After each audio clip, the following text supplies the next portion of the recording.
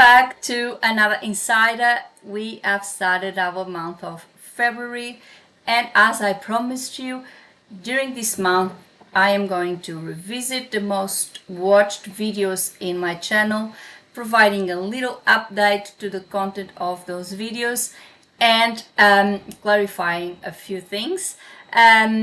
So stay tuned. This month of February is going to be very interesting because it will bring back a lot of information that most of you are watching. Today we are talking about, or we are revisiting, the most watched video in my channel and the one that triggered this initiative. That was the video that I created about the NAATI exam and how to prepare for the NAATI exam. So come with me, I'm going to revisit that video and I'm going to tell you what you should do and how to approach the fact or how you do what you do to become a NAATI certified translator. Bit confusing, but let me clarify. I was kind of a bit so all I wanted to say is come with me, let's talk about how to become a NAATI certified translator. Simple.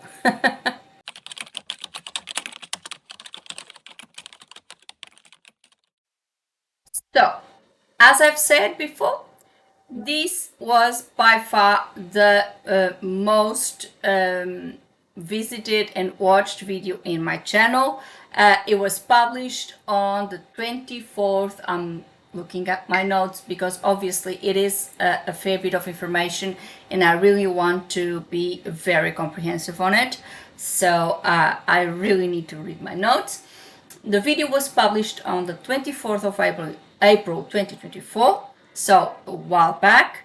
And on that video I explained or I gave you my insight and my advice on how to prepare for the NAATI exam. The video got a lot of track. It's still the most watched video in this channel. One of my viewers even asked me if I could add a bit more information to that video, which obviously was one of the main reasons why I'm coming back with this topic and other topics of the most watched videos this month of February. So today we are going to talk about what to do to get the NAATI certification. You can be a NAATI certified translator, interpreter. There's plenty of credentials to choose from. I am going to talk about the NAATI translation certification, so a NAATI translator for translators, because that's the one I've got, and of course that's the one I can talk about.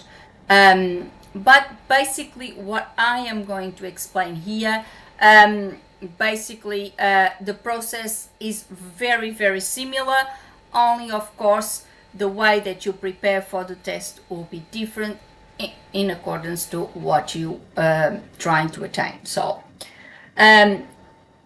we should start really, let's see, I'm going to talk about like things like the prerequisites, costs, things like that, so you know what to count beforehand, and then I'll finalize with what I think would be a very, very good approach into the preparation for this exam.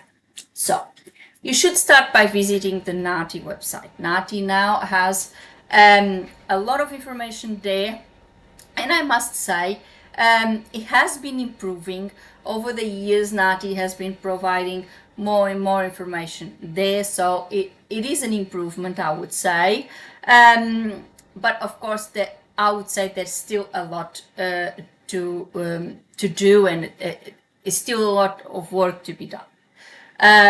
So I would start by going and visiting the website. I'll leave all the links below, but it's very simple. It's www.naati.com.au. You can go to NAATI and you can start gathering all the information, all the documentation to support your application. Because of course you need to have all the proof of your credentials, of your qualifications, in order to NAATI to recognize you as a adequate translator, professional translator, and give you the certification. Then when I started my career, and I have already explained that, NAATI exempted me from sitting this exam. So I never had the experience of sitting the exam per se, because at the time NAATI exempted me. The reason was I have, as you know, the diploma in translation from the Chartered Institute of Linguists, which is from the UK, and that is a qualification that is a OFQUAL, so OFQUAL 7, which is equivalent to the AQL, which is the Australian qualification level number 9 for equivalent of a master's degree. So, and that was, and I was also a member of the Chartered Institute of Linguists, a full member at the time. I had to wait, I believe was 1 year to get the full membership, and then I applied for NAATI. I provided all of this documentation, my diploma and my membership, etc., with all of the proof, the course that I've done in Portugal, etc. And then NAATI at the time exempted me. Back then it was still the accreditation system, so it was slightly different. I was already on the 3-year renovation or 3-year recertification or reaccreditation cycle. However, this was still not the certification that we have today. Then in 2019, NAATI changed the rules and the certification came about, and all the accredited translators were allowed to transition into certification, again just providing all the documentation, proof that they had been practicing the profession, etc., which I had. I actually, back in the day, I had just finished my accreditation cycle, so it was pretty straightforward. I had just proved all of that to NAATI, so they just needed to transfer it to certification. So this was what happened to me. Today, everyone needs to sit the test, or at least is my understanding. But as I always say, in case of doubt, contact NAATI and they will help you with all of your queries. So there are a few pathways today for applying to sit the exam and to get the NAATI certification for translators. One of them is to get endorsed qualification. That can be a degree or any qualification that is AQF, so Australian qualification framework level 6 or above. You can provide that qualification to NAATI. If it's endorsed by NAATI, is AQF 6, you have the qualifications to apply. You meet the NAATI standard for language competency, ethical competency, and intercultural competency. Part of this is adhere to the AUSIT Code of Conduct and Code of Practice, of course. And then, of course, you go and you sit the test. This is one of the pathways. So your course, your qualification is endorsed.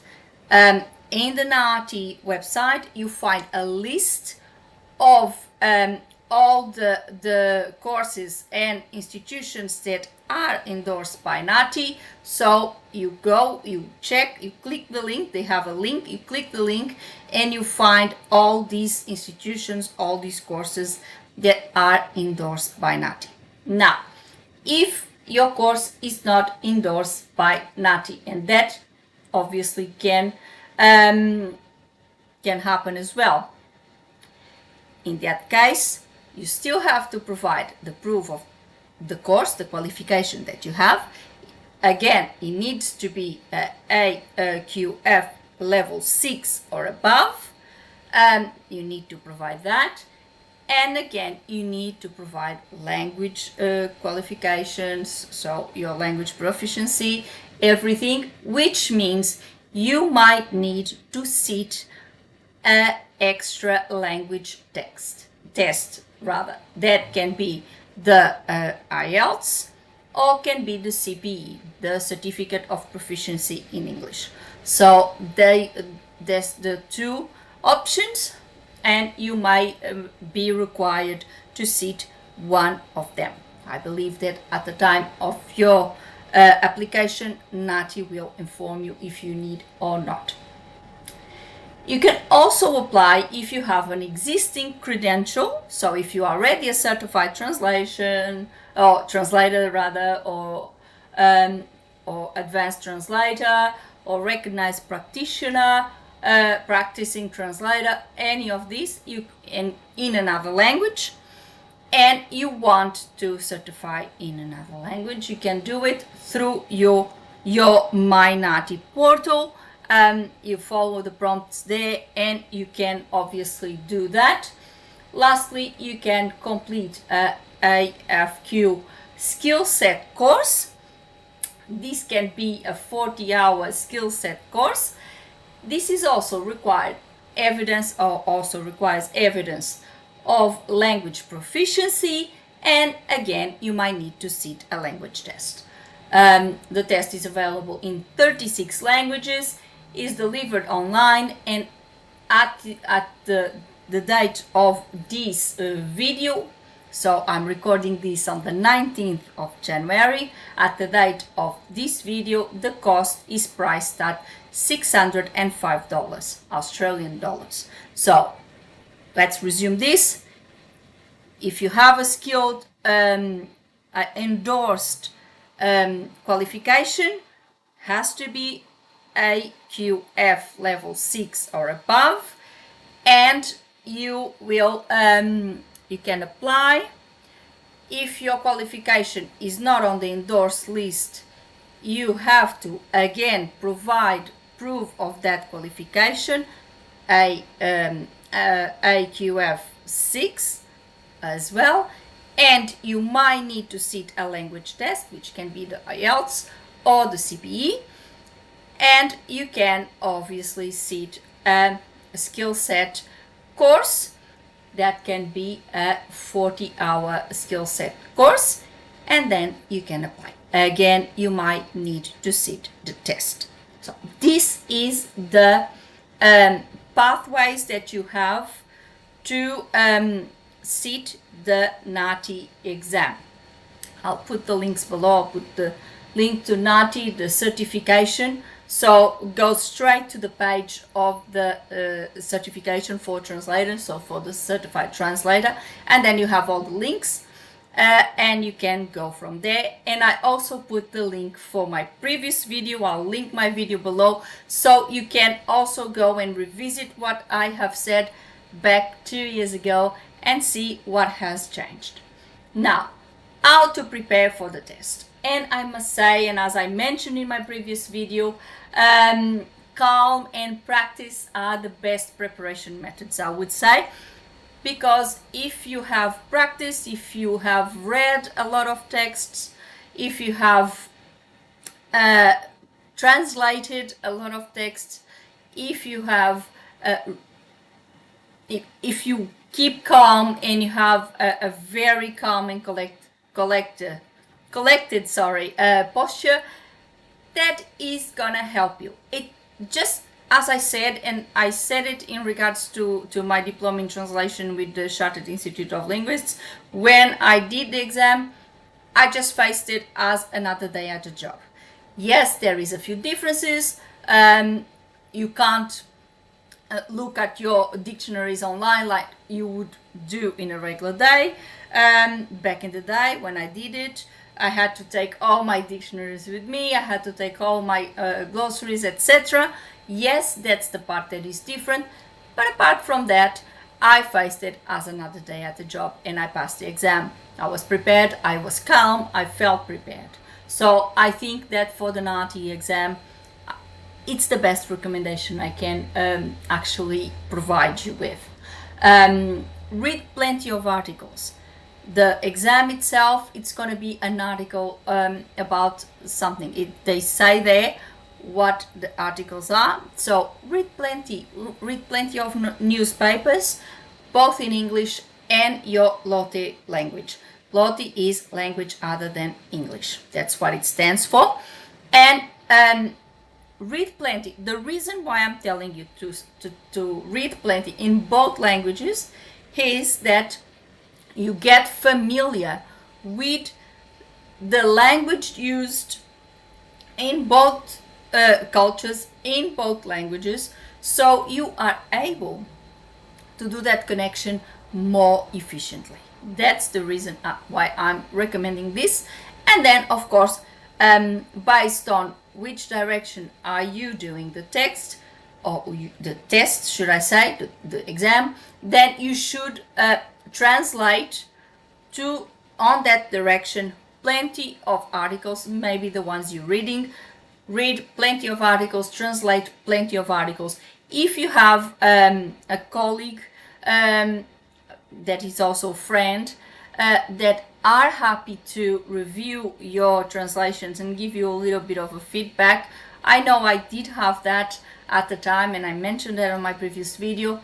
My fellow colleague and friend Inês Lopes Bridges, which was the co-founder of Updated Words, she then reviewed all the training papers that I had from the Chartered Institute of Linguists, and she provided me feedback about what I was doing, and I think that was pivotal to my success. She was great. She helped me. She kept on providing me with feedback where I could improve, what I was doing not so well, and then everything went smoothly. And I think that reassurance also helps. However, you can also go for a training. NAATI provides a few training papers for you to translate, not for the proofreading, and there's a little, I would say, a little bit of controversy about the proofreading, because even on the results, in my view, in my personal opinion, and this is just my personal opinion, the information that NAATI provides to the candidates as a feedback of their exam, either if they pass or fail, in regards to the proofreading, in my view, is insufficient and it's not very helpful. Whereas for the two translation papers, the information provided is actually very helpful for the candidate to understand what went wrong.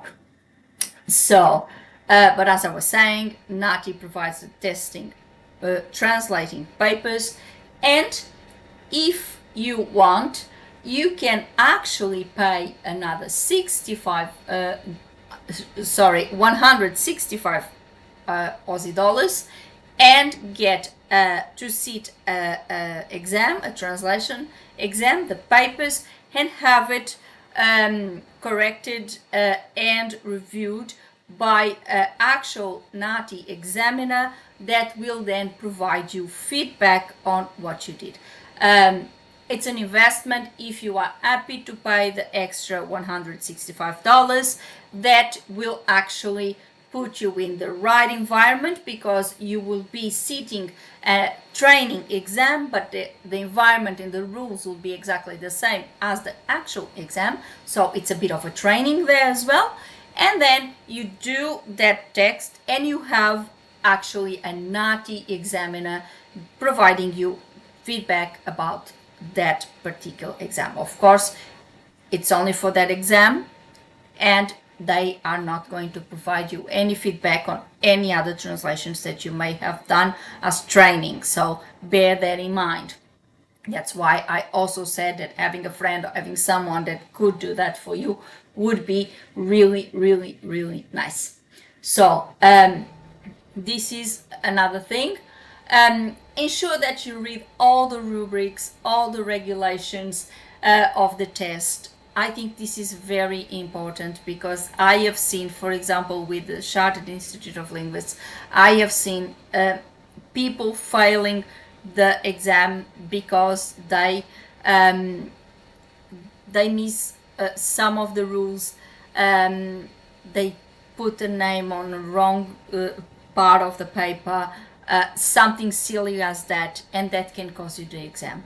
So read the rubrics really well, read all the rules. So when you sit there in front of your computer ready to go, you know you have everything you need and you know everything is in order. This is essential, guys.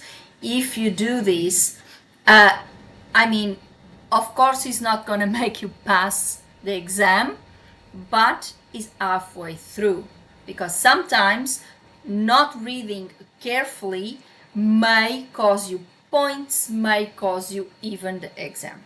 And I know with the Chartered Institute of Linguists, at least when I did the exam, it would. So bear that in mind. If you ask a colleague to review, ask them to give you feedback, get that, and then review yourself, have a look. Seriously, the more times or the more translations you make, the more articles you translate in several areas, the better prepared you will be. So for me, that is, that for me is very important. And of course, if you have someone that can do that for you, go for that before you actually go for the paid test.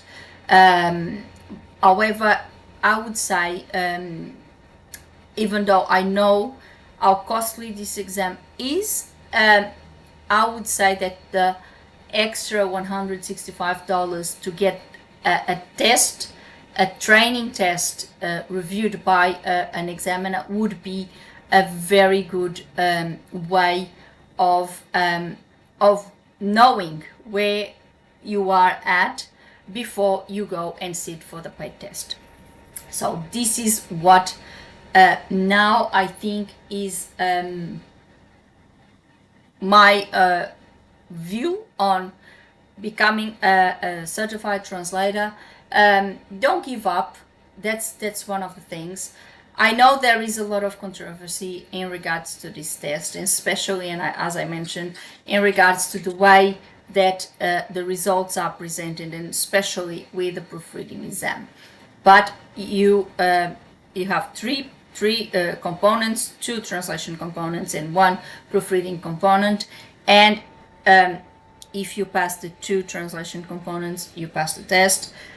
So bear that in mind. Make sure that translation is impeccable, so if there is any issues with the proofreading, you are covered for that. And even with the proofreading, make sure you proofread lots of things. Make sure you get that proofreading mode, seeing what errors. Read the rubrics, very important. Read the rubrics and go and read text and read grammar. Know your grammar. Know all those little bits, those little rules that can trick you on a proofreading exam, and I think you will be successful.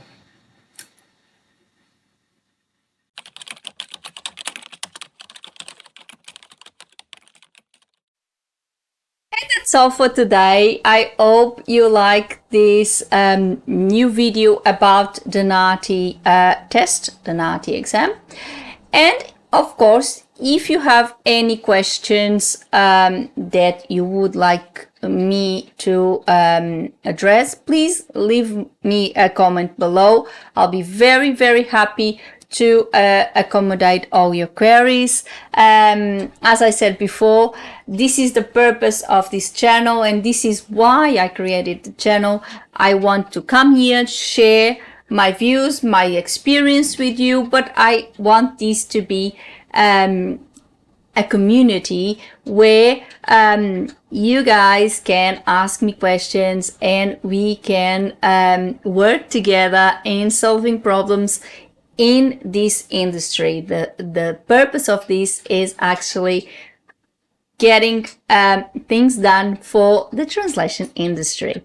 And of course, you know, I've got my course, I've got my school app in System.io, and you can sign in for my business course for translators.